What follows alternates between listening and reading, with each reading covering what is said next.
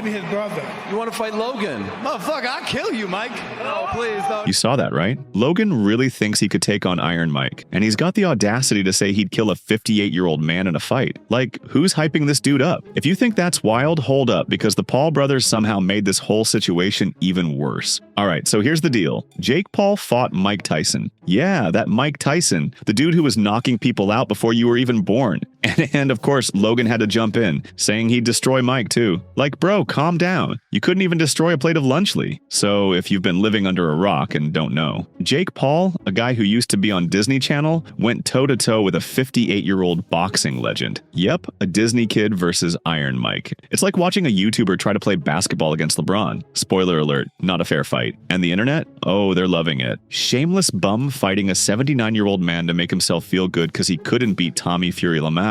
Sylvester Stallone says Mike Tyson gave one of the great Oscar-winning performances in Jake Paul fight. You see, this fight wasn't just any fight. It was controversial because, let's be real, Mike's pushing 60. The dude's an icon, but his body can't move like it used to. And Jake? Well, let's just say he's been dodging opponents his own age harder than you dodge homework. But Logan and Jake didn't stop there. Oh no, they found a way to take it to an even lower level. Let's talk about Logan Paul's ego for a second. So Logan hears Mike Tyson say he'd fight him, and what does Logan do? Instead of showing some respect to a 58-year-old boxing legend, he's out here saying he'd beat Mike Tyson in a fight. Like, seriously, Logan? Ego isn't a boxing skill, my guy. And you.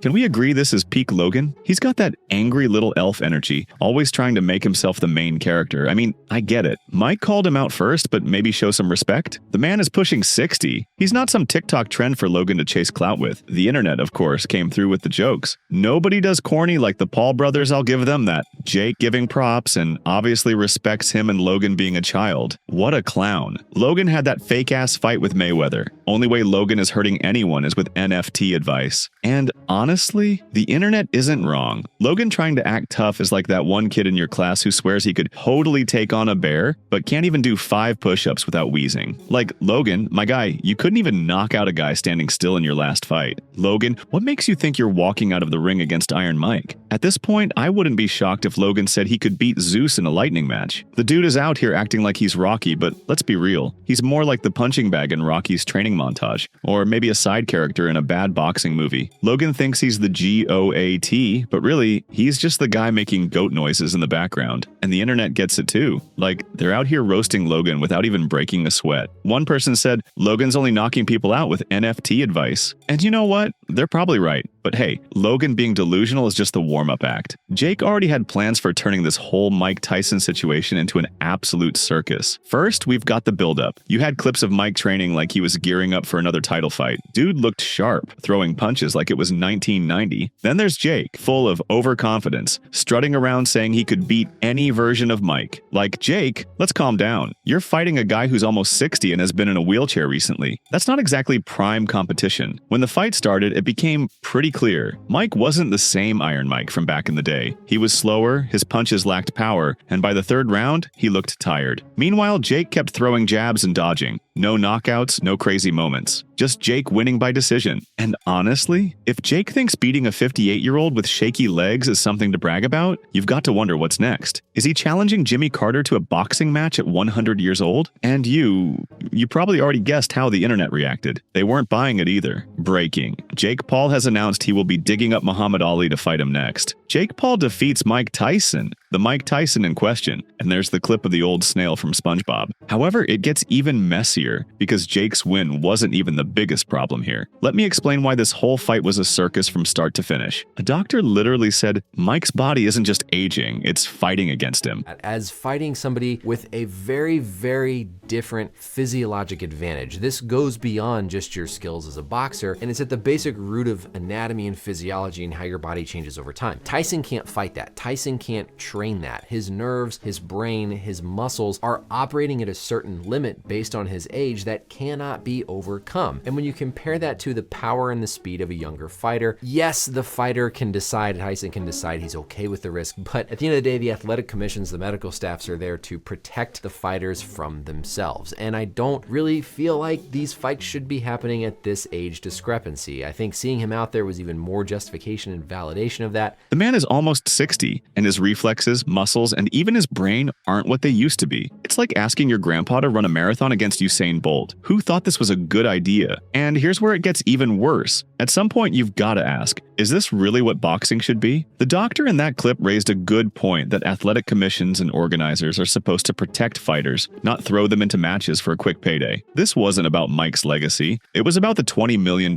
check. And let's not kid ourselves. Mike only took this fight because he's been struggling financially. Meanwhile, Jake walked away with $45 million, probably thinking he's the new Muhammad Ali. But really? This whole fight was more about making headlines than making history. But you haven't even heard the worst part yet, because the fight itself wasn't the only disaster. Let's talk about the real fight of the night, us versus Netflix's terrible stream. Imagine paying good money to watch Jake Paul and Mike Tyson throw hands only to end up staring at a buffering screen like you're trying to watch YouTube in 2008. And here's the wild part. Netflix revealed that this fight was the most streamed global sporting event ever, with over 108 million live viewers globally. Crazy, right? But for most of those viewers, the fight looked like a Minecraft boxing match. Meanwhile, someone on X streamed the entire event live from their phone, and it actually worked better than Netflix's billion-dollar setup. Like, how does Twitter or X, an app built for memes and arguments, do a better job than the king of streaming? Netflix. Maybe hire that kid as your next tech lead because you clearly need help. Oh, and let's not forget Netflix is now facing a lawsuit over the poor streaming quality of the fight. Yeah, people are coming for them harder than Jake's overconfidence. And the memes? Absolute gold. The buffering on Netflix is like Joe Biden talking haha. Somebody said this 2 days after the fight. Don't spoil it. Most people are still buffering in the second round. But trust me, the streaming mess is just the tip of the iceberg. The real mess is Jake Paul's opponent strategy, if you can even call it that. Let's break down Jake Paul's opponents real quick. First, you've got Nate Robinson, a basketball player whose boxing experience was probably limited to Wii Sports. Then there's Ben Askren, a retired MMA guy built like that dad who gives life advice at every family barbecue. Next, Tyron Woodley, another MMA legend, but let's be real, he's more focused on his rap career than throwing punches these days. And finally, Anderson Silva, an actual icon, but let's face it, well into his 40s and far from his UFC prime. Jake's strategy is crystal clear. Stack the deck and then flex like he's the second coming of Ali. And you can't tell me this isn't a pattern. Jake's career feels like he's got the difficulty set to easy mode. The guy avoids fighting boxers his own age like it's a challenge he doesn't want to unlock. Even KSI, who lives to roast Jake, called this Mike Tyson fight sad. And honestly, when KSI is making sense, you know something's seriously wrong. But of course, Jake brushed it off, because why face the truth when you've got fans hyping you up for every win? Now let's get real for a second. This whole fight wasn't just about Jake's ego. Mike Tyson took the fight for the money, period. The man has been open about his financial struggles, reportedly being millions of dollars in debt. And honestly, can you blame him for taking a $20 million